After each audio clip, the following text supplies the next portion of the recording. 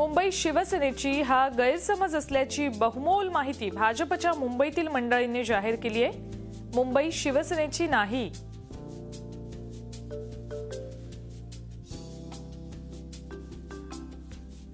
मुंबईत भाजपचे 15 आमदार आहेत तर शिवसेनेचे 14 आहेत।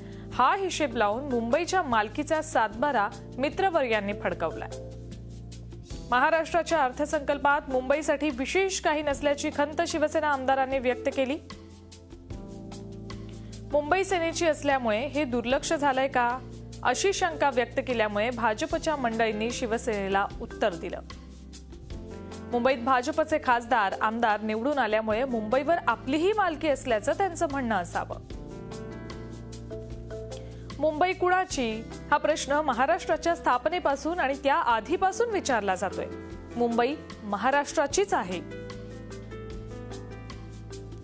ती महाराष्ट्राची आहे म्हणून हिंदुस्थानची आहे।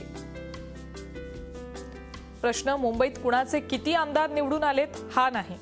मुंबई शिवसेनेचा एकही आमदार किंवा खासदार नव्हता तेव्हाही मुंबई शिवसेनेचीच होती। तेव्हा आमदार खासदार निवडून येण्यावर मुंबईचं स्वामित्व ठरवता येत नाही। मुंबईसाठी आणि मराठी माणसांसाठी कुणी किती लढे दिले,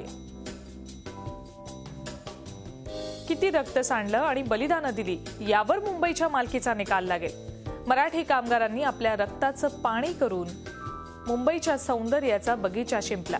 मराठी बुद्धिमत्तेनं तिला सरस्वतीची वस्त्र नेसवली। मराठी प्रतिभेनं तिला कलेचे अलंकार घातले। मराठी लोकांनी आपल्या प्राणांच्या उंजळी ओतून तिला तेजस्वी केलं।